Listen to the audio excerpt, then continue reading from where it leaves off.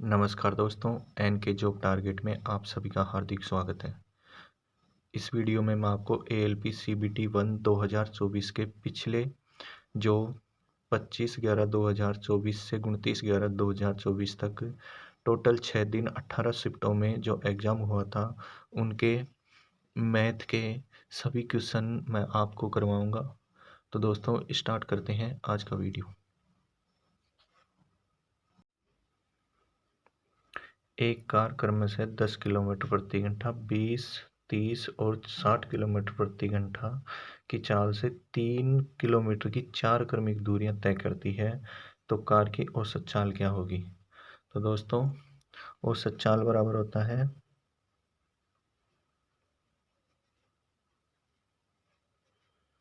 कुल दूरी बटा कुल समय।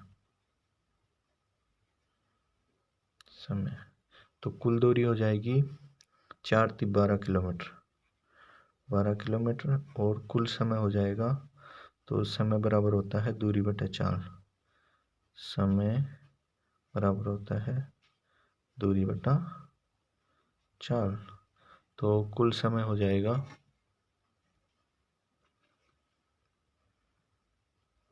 3/10 प्लस 3/20 प्लस 3/30 प्लस 3/60। एलसीएम ले लेंगे हम इनका 60। तो यहाँ से ये 6 बार चला गया 36, 18 प्लस ये तो 3 बार चला गया 3 × 3 = 9 प्लस ये 2 बार गया 3 × 2 = 6 और प्लस ये 1 बार गया, तो 3 × 1 = 3। ये हो जाएगा 18 और 9 27, 27 और 9 36, 36/60। ये अपना क्या आ जाएगा? कुल समय आ जाएगा। तो आप यहाँ रख दो इसको, 36/60। अब ये 60 ऊपर चला जाएगा, तो 12 × 60/36, 12 × 1 = 12, 8 × 36, 3 × 1 = 3 और 20 × 60। तो आपकी 20 किलोमीटर प्रति घंटा एवरेज स्पीड हो जाएगी। यही आपका राइट आंसर हो जाएगा। चलते हैं नेक्स्ट क्वेश्चन की ओर। दोस्तों दूसरा क्वेश्चन है, निम्न आलेख में उन कर्मचारियों की संख्या को दर्शाया गया है जिन्होंने वर्ष 2010 में परिवहन के विभिन्न साधनों का उपयोग किया था। तो ये आपका वेन डायग्राम है। दोस्तों वेन डायग्राम के सारे शिफ्टों में लगभग 1-1, 2-2 क्वेश्चन आए हैं और इनकी लैंग्वेज काफ़ी बड़ी है। तो आपको ये दिखने में बहुत बड़ा दिखेगा, लेकिन ये बिल्कुल इजी क्वेश्चन है। इसे आप बस देखते ही सॉल्व कर दोगे। तो आपको पूछा गया है इसमें कि बाइक और मेट्रो का उपयोग करने वाले कर्मचारियों की संख्या के बीच में अनुपात बताइए। मतलब बाइक और मेट्रो का उपयोग करने वाले, तो बाइक के हैं इसमें 200 और मेट्रो के हैं इसमें 100। बाइक अनुपात मेट्रो, तो बाइक के हैं मतलब 200 और मेट्रो के हैं 100। आप इन्हें काट दोगे तो 2:1 आपका राइट आंसर हो जाएगा। चलते हैं नेक्स्ट क्वेश्चन की ओर।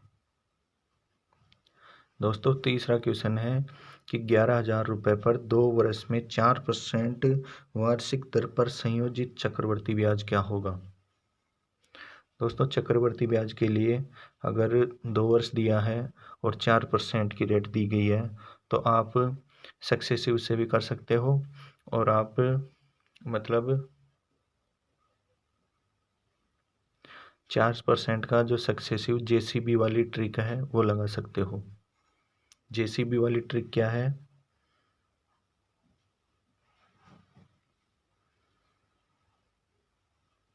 +-A +-B प्लस मतलब AB बटा 100। दोस्तों बात करते हैं चक्रवर्ती ब्याज की। तो ब्याज अपने आप में एक पॉजिटिव टर्म है और ये रेट भी पॉजिटिव टर्म की ओर लगेगी। तो 4 + 4 + 4 × 4/100, तो ये हो जाएगा अपने 8 + 4 × 16/100 मतलब 0.16, मतलब 0.16। तो 8.16% हमारे टोटल ब्याज हो जाएगा। तो 11,000 का 8.16%, यहाँ से हटेगा तो में 100 हो जाएगा और ये 2 जीरो हटेंगे तो 2 जीरो यहाँ आ जाएंगे, 3 जीरो से 3 जीरो कट जाएगा। तो 816 × 11, तो 618 × 618, 6 7 8 1 9 और 8, और ये बच रहा अपना जीरो, पॉइंट लगा देंगे। तो 897.6 हमारा राइट आंसर हो जाएगा। मतलब हमारी टोटल रेट आ गई 8.16% और हम 11,000 का 8.16% की दर से निकाल देंगे, कितना ब्याज हो जाएगा। तो 897.60 हमारा ब्याज हो जाएगा। चलते हैं नेक्स्ट क्वेश्चन की ओर। दोस्तों यूट्यूब पर ये मेरा पहला वीडियो है। अगर ये वीडियो आपको पसंद आ रहा है तो मेरे चैनल को सब्सक्राइब और वीडियो को लाइक और शेयर कीजिएगा। दोस्तों इसी से मैं और आप दोनों आगे बढ़ेंगे, मुझे भी मोटिवेशन मिलेगा और आपको भी मैं अच्छी से अच्छी चीज़ें प्रोवाइड करवाता रहूँगा। चलते हैं नेक्स्ट क्वेश्चन की ओर। दोस्तों x + 1/x = 5 है, तो x² + 1/x² बराबर क्या होगा। तो दोस्तों ऐसे क्वेश्चन में ये होता है, मतलब यहाँ ये x दिया गया, मतलब यहाँ 5, इसका मान 5 दिया गया है, तो 5 का स्क्वायर -2 करते हैं, तो 5 का स्क्वायर हो जाएगा 25 -2 = 23, आपका राइट आंसर हो जाएगा। चलते हैं नेक्स्ट क्वेश्चन की ओर। दोस्तों दिया गया है यदि 9.6 = 16.8 समानुपात 18 x है तो x का मान क्या होगा। तो दोस्तों इसमें ये होता है कि मध्य पदों का गुणनफल और बाह्य पदों का गुणनफल। तो 16.8 × 18/9.6, दोस्तों पॉइंट से पॉइंट हट जाएगा और 6 दूनी 36 18 और 6 एकम 6 और 6 6 36, इसको मैं काट दूंगा 6 से, फिर 8 से इसको काट दूंगा, 8 दूनी 16 और 8 दूनी 16 और 8 एकम 8, तो 21 × 3 करेंगे तो 21 × 3 = 63/2 बराबर हो जाएगा 31.5, आपका राइट आंसर हो जाएगा। चलते हैं नेक्स्ट क्वेश्चन की ओर। क्वेश्चन नंबर 6 में दिया गया है कि दो संख्याओं का योग 36 है, एक संख्या का 5 गुना दूसरी संख्या के 4 गुने के बराबर है, तो बड़ी संख्या क्या होगी। मतलब एक संख्या का 5 गुना दूसरी संख्या के 4 गुने के बराबर है, माना वो संख्या x है, तो x का 5 गुना दूसरी संख्या y के 4 गुने के बराबर है, तो x अनुपात y बराबर हो जाएगा 4/5, और इनका योग क्या दे रखा है, योग दे रखा है इनका 36, तो ये योग हो जाएगा 9 और 9 का मान 36 है, तो 1 बराबर हो जाएगा 4, तो बड़ी संख्या हो जाएगी आपकी 4 × 5 = 20 और छोटी संख्या हो जाएगी 4 × 4 = 16। दोस्तों ऐसे क्वेश्चन में आपको मतलब संख्याओं का गुणनफल भी दे सकता है, जैसे संख्याओं का मतलब पूछ सकता है आपको गुणनफल बताओ, संख्याओं का अंतर बताओ,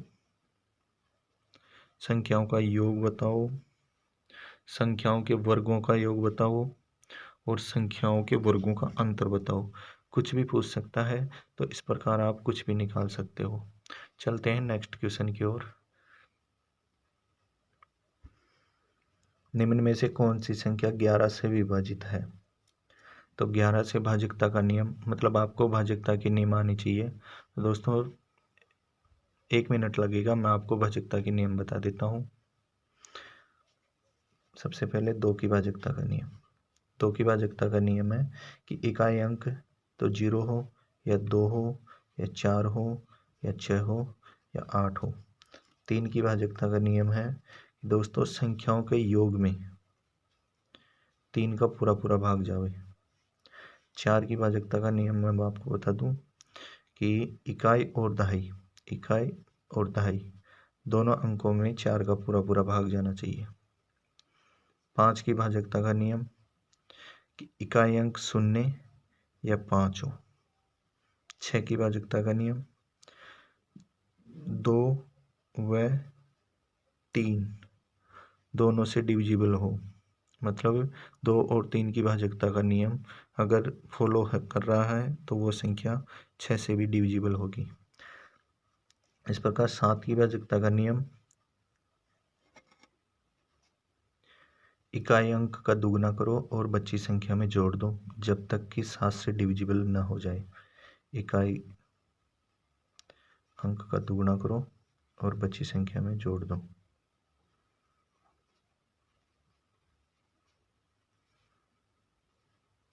जोड़ दो। 8 की भाजकता का नियम इकाई, दहाई और सैकड़ा तीनों संख्याओं में अगर 8 का भाग जा रहा है तो वो संख्या 8 से डिविजिबल होगी।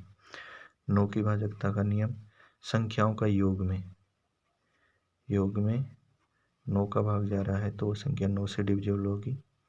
10 का आप जानते हो कि इकाई अंक मतलब 0 होना चाहिए। और 11 की भाजकता का नियम सम व विषम स्थानों का अंतर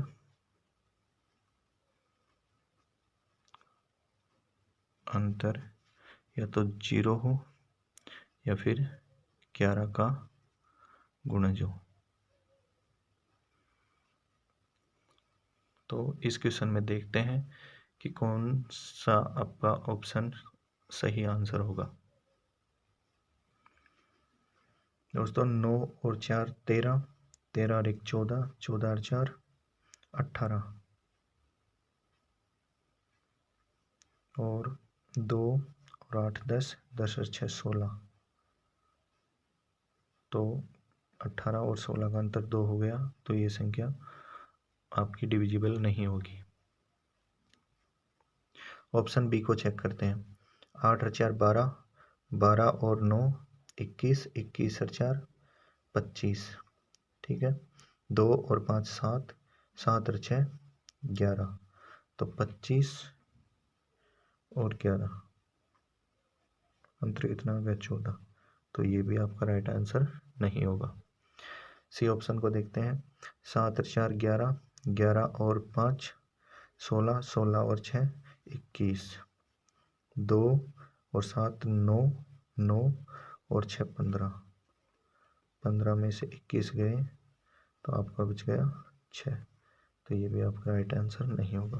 तो एक ही ऑप्शन बचा है, यही आपका राइट आंसर होगा। फिर भी हम चेक कर लेते हैं। 9 और 4 13, 13 और 8 13 और 8 13 और 8 21, 21 और 4 25, ठीक है।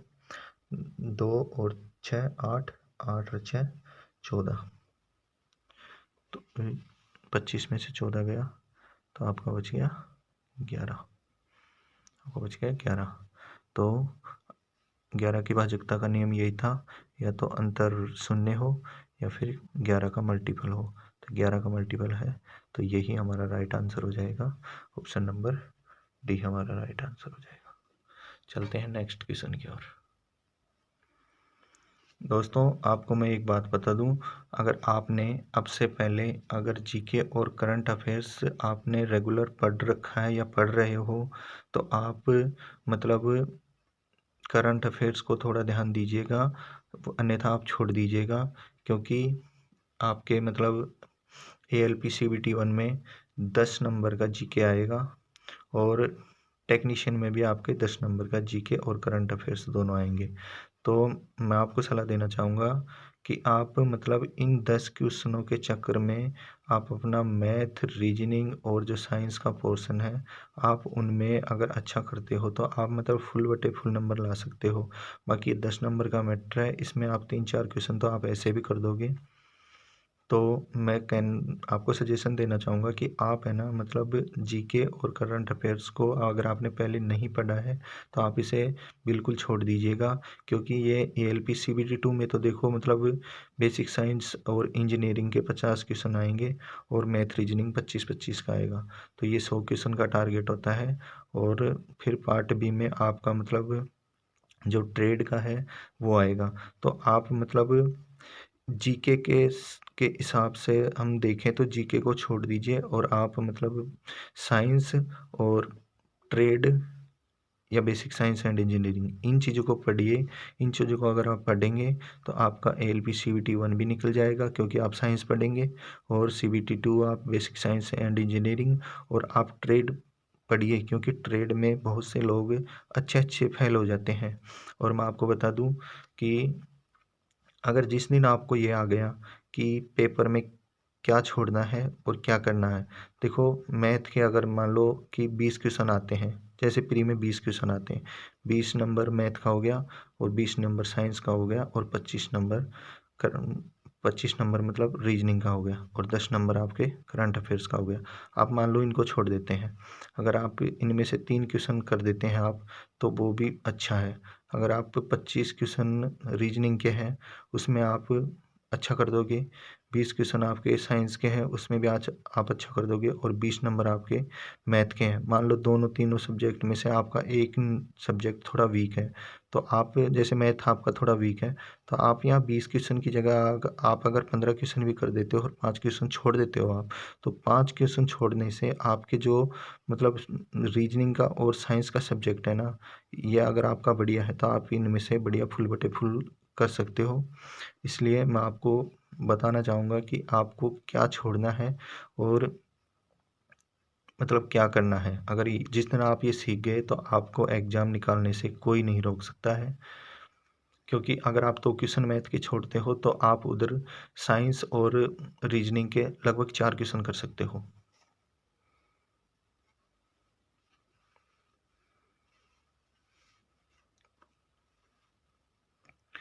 दिन के किसी विशेष समय में सूर्य की स्थिति के कारण 6 फीट लंबे एक व्यक्ति की छाया 4 फीट की होती है, जबकि उस व्यक्ति के बगल में एक खंबा 36 फीट की छाया बनाता है, तो खंबे की ऊंचाई क्या होगी। देखो दोस्तों, ऐसे क्वेश्चन में ये मतलब सिंगल वेरिएबल का क्वेश्चन है और कंपेयर किया गया है। जैसे व्यक्ति दे दिया, यहाँ पे व्यक्ति दे दिया और उसकी छाया दे दी, मतलब व्यक्ति की जो हाइट है वो दे दी और छाया उसकी छाया की हाइट दे दी।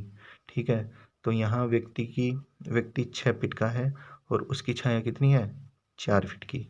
तो यहाँ फिर खंबा है दूसरे में, तो यहाँ तो व्यक्ति है, मतलब यहाँ तो व्यक्ति है और यहाँ मतलब खंबा है, तो खंबा की आपको मतलब ऊंचाई ज्ञात करनी है और खंबे की छाया कितनी है, 36 की है। तो 4 एकम 4, 4 नाम 36, तो 9 छक्की 54। तो x का मान क्या हो गया, x बराबर 54 फीट आपका राइट आंसर हो जाएगा।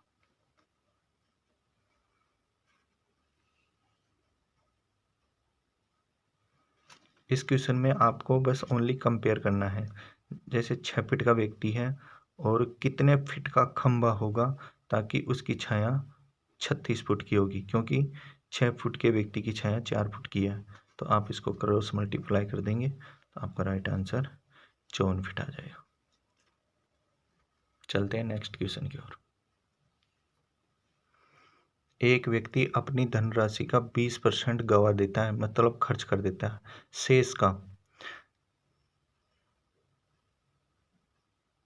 शेष धनराशि का 25% खर्च करने के बाद उसके पास 480 रुपये बचते हैं, तो उसके पास मूल रूप से कितनी धनराशि थी। दोस्तों क्वेश्चन को सोल्व करते हैं, मतलब पहले और अब, मतलब पहले आय और अब क्या है, ये बचत।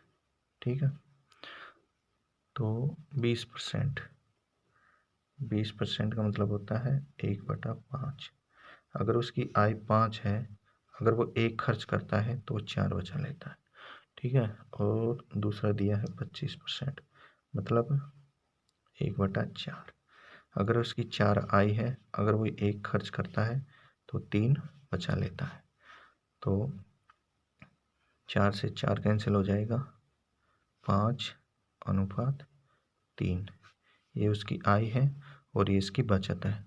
तो बचत 3 के बराबर 480 दे रखा है, तो 1 बराबर हो जाएगा 160। तो क्वेश्चन में पूछा गया है कि उसकी मूल राशि कितनी थी, तो 16×5 = 80, 800 राइट आंसर हो जाएगा। अगर इसमें मतलब 16×5 = 800 इसका राइट आंसर हो जाएगा। अगर आपसे अगर क्वेश्चन में ये पूछता कि उसका मासिक खर्चा कितना है, तो आप ये घटा देते, तो ये आ जाता 2 रेशियो, और 1 रेशियो की कीमत है 160 रुपये, तो 2 रेशियो की कीमत हो जाएगी 16×2 = 32, 320 रुपये। तो ये 320 रुपये उसका कुल खर्च हो गया, मासिक कुल खर्चा हो गया। चलते हैं नेक्स्ट क्वेश्चन की ओर। दो संख्याओं का HCF और LCM क्रमशः 7 और 245 है, तो संख्याओं का गुणनफल ज्ञात करो। दोस्तों ये फर्स्ट संख्या इंटू सेकंड संख्या बराबर होता है LCM गुणा HCF। फर्स्ट संख्या क्या होती है, और संख्याओं में जो HCF होता है वो उसकी मतलब जो आत्मा होती है वो उन्हीं के अंदर होती है। तो मैं फर्स्ट संख्या को A लिख लेता हूँ और सेकंड संख्या को मैं B लिख लेता हूँ। तो ये इनके आत्मा जो HCF है, जो H इसके साथ गुणा हो जाएगा और H इसके साथ गुणा हो जाएगा, तो ये गुणा का चिन्ह बीच में हो जाएगा, बराबर LCM गुणा HCF। देखो HCF से HCF कट गया, तो ABH बराबर हो गया LCM। क्या हो गया, LCM। तो ये सूत्र हमारे बहुत काम का है। ठीक है, और ये सूत्र हमारा है यूनिवर्सल सूत्र है, फर्स्ट संख्या गुणा सेकंड संख्या बराबर LCM गुणा HCF। ठीक है, यहाँ पर HCF और LCM दिया गया है, तो LCM बराबर हो गया ABH, मतलब एक संख्या पूरी और दूसरी संख्या जिसमें मतलब LCM नहीं है, तो हम यहाँ उस LCM को रख देंगे, तो हमारा दोनों संख्याओं का गुणनफल हो जाएगा, क्योंकि LCM ABH ये LCM का मान है, तो यहाँ LCM हम रख देंगे, और इसी संख्या को हम अगर HCF से गुणा कर देंगे तो संख्याओं का गुणनफल हो जाएगा, जो ये संख्या ये आ जाएगी। तो इसमें H नहीं है क्योंकि यहाँ एक्स्ट्रा H है, तो ये थोड़ा आपको मतलब थोड़ा अटपटा सा लगेगा क्वेश्चन, लेकिन ये H इंटू BH बराबर होता है LCM गुणा HCF, और ये संख्याओं का गुणनफल होता है, और ये आपको एलसीएम का मान ABH दिया गया है। तो यहाँ अगर मैं 245 जो कि एलसीएम है या फिर ABH है, तो इसको मैं अगर 7 से गुणा कर देता हूँ, एलसीएम से मतलब HCF से गुणा कर देता हूँ HCF से, तो यही संख्याओं का अपना गुणनफल हो जाएगा। और 7 पंजे 35 का 5 असला की 3 और 7 7 चौक 28 और 3 31 को 1 को असला की 3 7 दूनी 14 14 और 3 17 1715 आपका राइट आंसर हो जाएगा। थोड़ा डीपली लगा होगा, थोड़ा मतलब अटपटा सा लगा होगा, लेकिन दोस्तों यही है संख्याओं का गुणनफल। चलते हैं नेक्स्ट क्वेश्चन की ओर। अनिल अपनी आय का 40% किराए पर और शेष का 40% दुआओं पर खर्च करता है। यदि वह हर महीने 7200 रुपये बचाता है तो उसकी मासिक आय क्या होगी। दोस्तों पिछला वाला क्वेश्चन था, सेम उसी टाइप का क्वेश्चन है।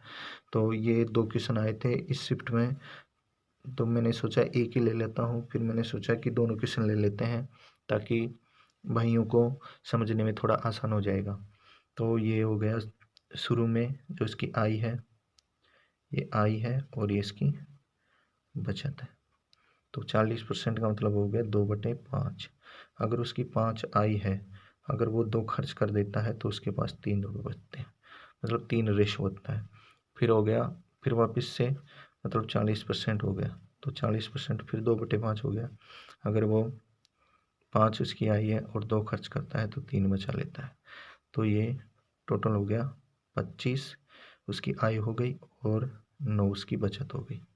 ठीक है, तो 9 का मान दे रखा है 7200, मतलब 9 रेशो का मान दे रखा है 7200, तो 1 रेशो का मान हो जाएगा 800 रुपये। तो पूछा है कि उसकी मासिक आय क्या होगी, तो 25 8 200 मतलब 20,000 रुपये आपका राइट आंसर हो जाएगा। मतलब 20,000 रुपये आपका राइट आंसर हो जाएगा, क्योंकि 9 रेशो का मान 7200 है, ये बचत है उसकी, तो 1 रेशो का मान 800 हो जाएगा। तो 25 रेशो का मान 25 8 200 मतलब 20,000 उसकी कुल आय हो जाएगी। अगर मैं खर्चे की बात करूं तो खर्चा उसका हो जाएगा, या तो आप डायरेक्ट इन दोनों का अंतर ले लो, या फिर आप इस रेशो से भी कर सकते हो, क्योंकि 25 में से 9 गया तो 25 में से 9 गया तो आपका ये 16 रेशो बच जाएगा, और 16 रेशो का मान अगर आप 800 से गुना करते हो तो ये आपका मतलब 12,800, 16 × 128 12,800 आपका राइट आंसर यहाँ से मतलब ये हो जाएगा। तो इस क्वेश्चन का आंसर तो मतलब 20,000 हो गया। अगर आप अंतर की बात करते हो या फिर मतलब जो खर्चा है, तो ये खर्चा 12,800 हो जाएगा। तो आप यहाँ से भी डायरेक्ट इसको निकाल सकते हो। चलते हैं नेक्स्ट क्वेश्चन की ओर। दिए गए व्यंजक का मान बताओ। 2 की पावर 3 गुणा -9 की पावर 0 गुणा 3 की पावर 3।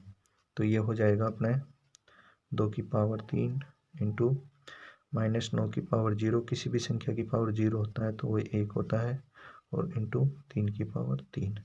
तो ये हो जाएगा 8 इंटू 1 इंटू 27। तो 27 इंटू 8 करेंगे तो 7 8 56 का छक्का 5 और 8 दूनी 16 16 और 5 21 216 आपका राइट आंसर हो जाएगा। चलते हैं नेक्स्ट क्वेश्चन की ओर।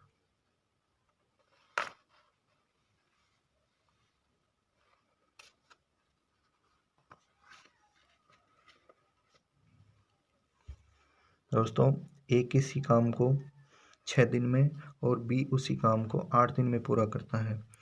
यदि ए और बी ने इस काम को 3200 रुपये में पूरा करने का सोचा, परंतु सी की सहायता से उन्होंने इस काम को 3 दिन में पूरा कर लिया, तो सी का हिस्सा बताओ। तो ए करता है 6 दिन में, बी करता है 8 दिन में, और a प्लस बी प्लस सी करते हैं 3 दिन में। एलसीएम ले लेंगे इसका 24, 6 चौके 24, 8 तिया 24 और 3 8 24। अगर देखो a का मान अगर 4 है, b का मान 3 है, तो 4 और 3 7 हो गए और ये टोटल 8 है, तो c का मान ऑटोमेटिक 1 हो गया। ठीक है, तो 4 और 4 8, 8 रेशो बराबर कितना हो गया 3200। तो 1 रेशो बराबर कितना हो गया 400। और यहाँ पूछा है सी का हिस्सा, तो सी का हिस्सा 1 रेशो ही है, तो 400 ही आपका राइट आंसर हो जाएगा। चलते हैं नेक्स्ट क्वेश्चन की ओर। एक दुकानदार 5% और 4% की क्रमिक छूटें प्रदान करता है, तो एकल छूट बताओ। इस प्रकार के क्वेश्चन में अगर दो लगातार छूट दे रखी है, अगर जैसे बट्टा छूट, ये दोनों नेगेटिव टर्म है और ये अपने आप में कमी को दर्शाते हैं।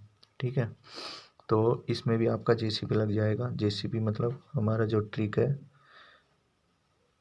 JCB plus minus A plus minus B plus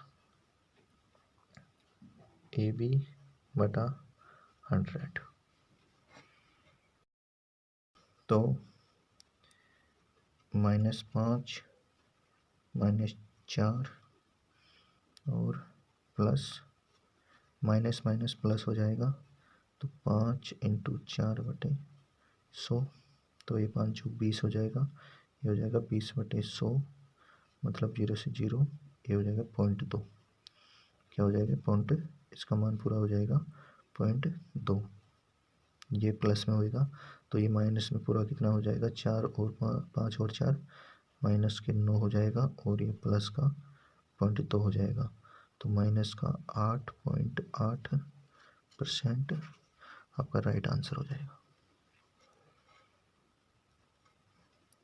दोस्तों ये क्वेश्चन अभी अपने जो ग्रुप डी हुआ था 2026 में 25-26 में, तो उसमें भी ये क्वेश्चन आया था। तो आप इसको डायरेक्ट ऐसे भी कर सकते हो, मतलब दोनों को जोड़ के और दोनों का गुणा करके घटा सकते हो। जैसे 5 और 4 कितना हो गया 9 हो गया, और दोनों को गुणा करके घटा दो, तो गुणा करके घटाएंगे तो 5 चौक 20/100 हो जाएगा। तो ये मतलब वही अपना 0.2 हो जाएगा। तो अगर 9 में से 0.2 गए तो 8.8% आपका राइट आंसर हो जाएगा। मतलब दोनों को जोड़ के और दोनों को गुणा करके घटा दो, दोनों को जोड़ दो और दोनों को गुणा करके घटा दो, आपका राइट आंसर आ जाएगा। चलते हैं नेक्स्ट क्वेश्चन की ओर। दोस्तों क्वेश्चन नंबर 15 है, दी गई आकृति में रेखा एल एम के समांतर है, तो x + 2y का मान बताओ। ये एल है और ये एम है, ये दोनों समांतर है और ये तिर्यक रेखा इनको काट रही है एक दूसरे से। दोस्तों मैं इस क्वेश्चन में आपको बता दूं कि ये दोनों है, इनका योग 180 डिग्री होता है। मतलब आपको मैं इसमें सोल्व करके बता देता हूँ कि ये दोनों समांतर रेखा है, एक रेखा ये काट रही है और एक रेखा ये काट रही है। तो यहाँ ये x है और ये 105 है। दोस्तों ये अंदर के हैं, जो अंदर के हैं इनका टोटल योग 180 डिग्री होता है। ठीक है, अगर ये 105 है तो ये अपना x का मान हो जाएगा 75 डिग्री, x का मान 75 डिग्री हो जाएगा। और इसका मान अगर यहाँ 60 दे रखा है तो इसका मान 60 है, तो ये भी 60 हो जाएगा, क्योंकि आमने सामने के कोण बराबर होते हैं, आमने सामने के कोण बराबर होते हैं। ठीक है, ये 60 हो जाएगा। और अभी मैंने बताया था कि दोनों ये अंदर के 180 होते हैं, तो 180 में से अगर 60 गए तो ये आपका यहाँ y दिया गया है, तो y का मान क्या हो जाएगा 120 हो जाएगा। y का मान क्या हो जाएगा 120, तो x का मान हो जाएगा 75 डिग्री और y का मान हो जाएगा 120 डिग्री। x का मान 75 और y का मान 120 डिग्री। और क्वेश्चन में पूछा गया है मतलब x + 2y बराबर क्या होगा, तो x का मान 75 प्लस 2y मतलब 120 240। अगर आप इन दोनों को जोड़ते हो तो 120 और 75 100 मतलब 240 और 75 5 और 11 को 1 315 आपका राइट आंसर हो जाएगा। चलते हैं नेक्स्ट क्वेश्चन की ओर। एक बार और मैं बता दूं आपको दोस्तों, इस क्वेश्चन में कुछ एक्स्ट्रा फैक्ट है जो मतलब एक तो f बनाता है, तो f बनेगा तो ये ऊपर के ये कोण बराबर होंगे और ये नीचे के कोण एक दूसरे के बराबर होंगे।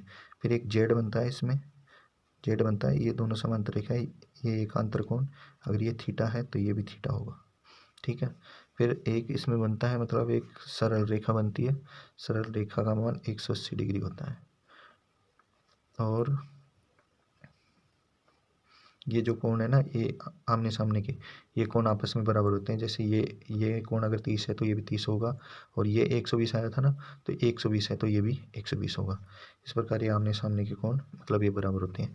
तो ये तीन इसमें थ्योरम चलती है, जो मतलब ये आपको पता होना चाहिए।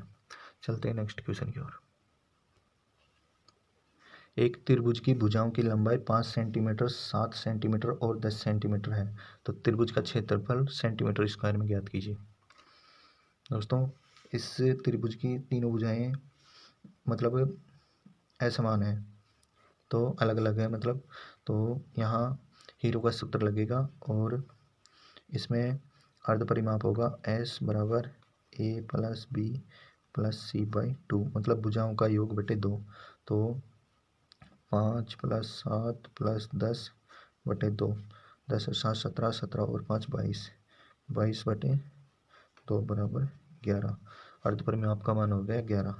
हीरो का सूत्र है root of root S bracket S minus A S minus B और एस माइनस सी।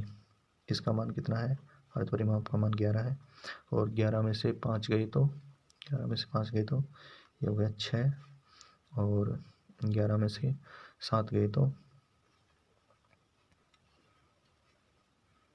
11 में से 7 गए तो ये हो गया 4, और 11 में से 10 गए तो ये हो गया 1। ये आपका आउट हो गया। तो आप इन दोनों को ले लो और इसको ले लो, क्योंकि यहाँ से 2 निकल जाएगा। तो ये हो गया 66 और ये हो गया 4 × 4, ठीक है। तो आप इसका रूट लोगे तो ये 2 बाहर आ जाएगा, तो 2 रूट 66 आपका राइट आंसर हो जाएगा। चलते हैं नेक्स्ट क्वेश्चन की ओर। क्वेश्चन नंबर 17 है, 3 के प्रथम 25 गुणजों का औसत बताओ।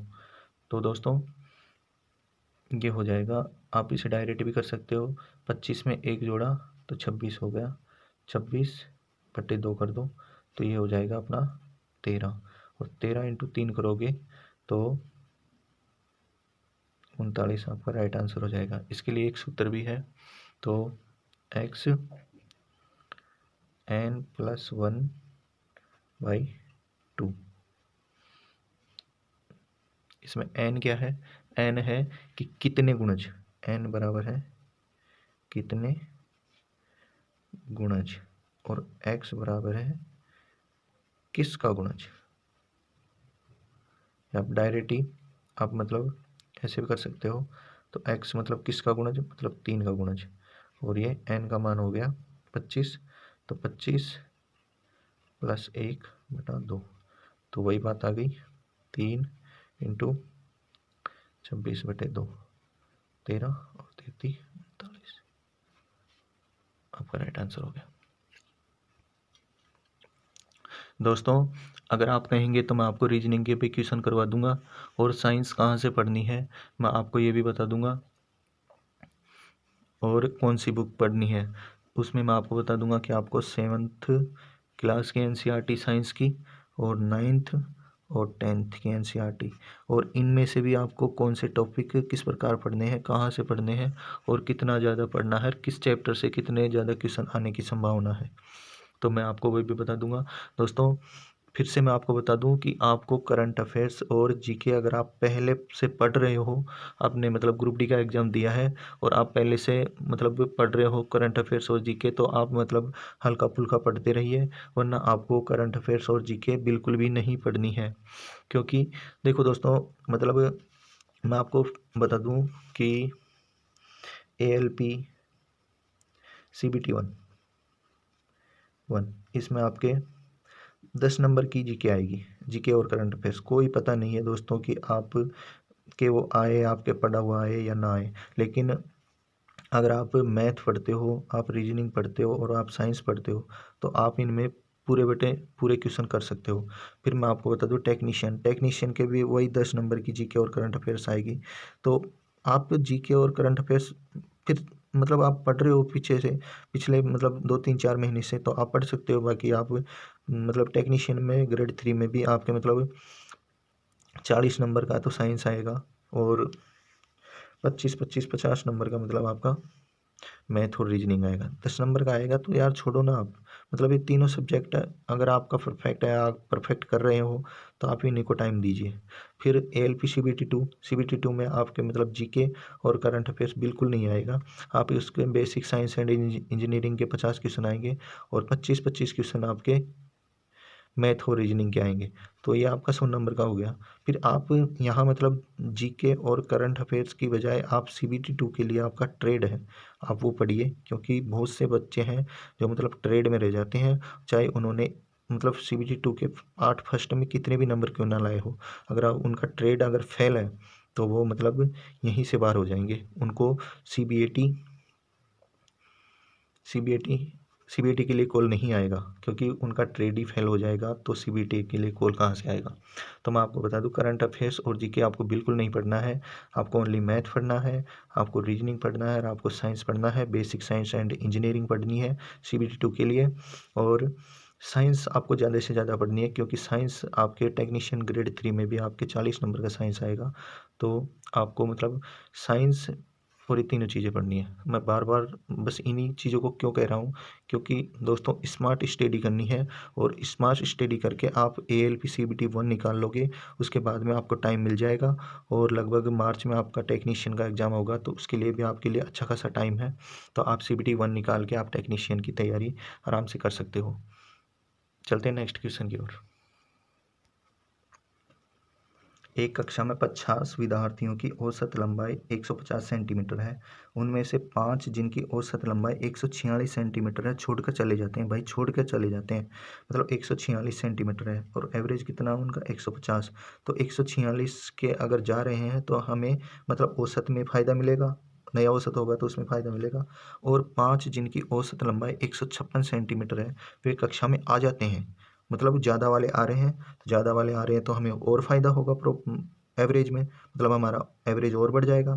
तो विद्यार्थियों की अब औसत लंबाई क्या होगी।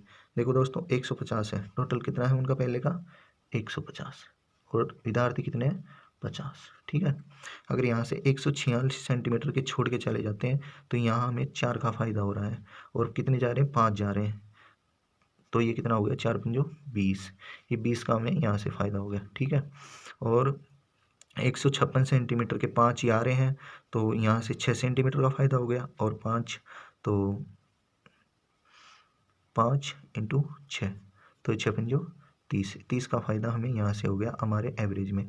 तो ये टोटल कितने हो गए 50, और हमारे विद्यार्थी कितने हैं अब भी 50 ही हैं। तो एक रेशो मतलब एक एक एक एक एवरेज मतलब एक एक एक बढ़ जाएगा, एवरेज क्या बढ़ जाएगा, एक एवरेज बढ़ जाएगा।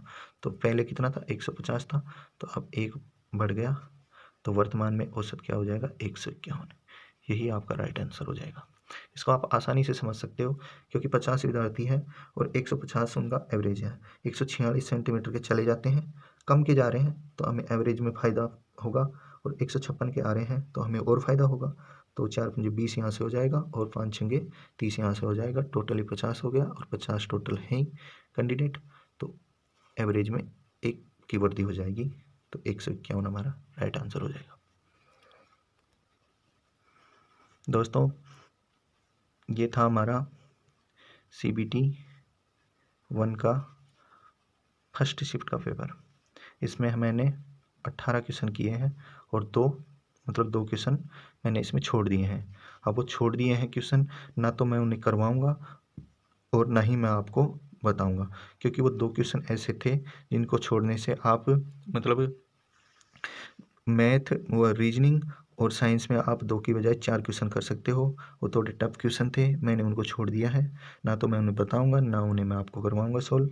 तो कैसा लगा वीडियो आपको? आशा करता हूँ ये वीडियो आपको अच्छा लगा होगा। दोस्तों, अगर ये वीडियो आपको अच्छा लगा है तो मेरे चैनल को सब्सक्राइब कीजिएगा, मेरा साथ दीजिएगा और वीडियो को लाइक और शेयर कीजिएगा। अगर आप चाहेंगे, आप मेरे को प्यार देंगे, तो मैं इसमें जो रीजनिंग के क्वेश्चन पूछे गए थे उनको भी सोल्व कराऊंगा, और जो वर्तमान में जो ग्रुप डी में आ रहे थे नए क्वेश्चन, मैं उस टाइप के भी क्वेश्चन एक्स्ट्रा करवा दूंगा। और मैं आपको बता दूंगा कि आपको साइंस कहाँ से पढ़नी है, कौन सी बुक पढ़नी है। अगर किसी टीचर के बारे में भी अगर आप पूछोगे तो मैं टीचर के बारे में भी आपको सजेशन दे दूंगा कि किस टीचर से आपको साइंस पढ़नी है। बाकी NCERT 7th 9th और 10th अगर आप पढ़ते हो तो प्रत्येक लाइन से, प्रत्येक चैप्टर से, हर एक लाइन से वहाँ से क्वेश्चन बने हैं। तो अगर आप इन तीनों बुक्स को अगर अच्छी तरह से पढ़ लेते हो तो आप भाई साइंस में फुल बटे फुल क्वेश्चन कर सकते हो। तो दोस्तों, थैंक यू। जय हिंद, जय भारत।